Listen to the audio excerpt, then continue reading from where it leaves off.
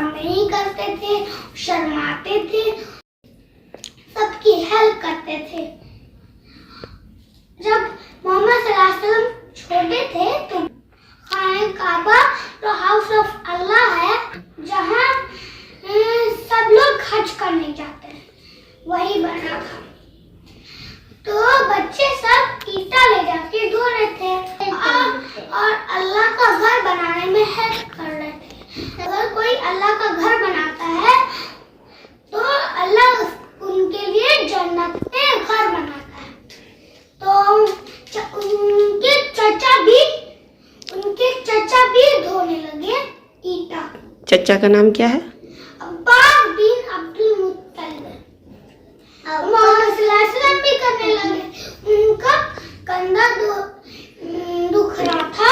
उस जमाने में लोग पर्दा नहीं करते थे, ज्यादा पर्दा नहीं करते थे, तो दूसरे बच्चे कैसे ढो रहे थे? पत्थर कैसे ढो रहे थे दूसरे बच्चे? दूसरे बच्चे बंद उतार के ढो रहे थे। मोहम्मद सल्लल्लाहु अलैहि वसल्लम के चचा ने उनका लोअर उतार दिया। हाँ।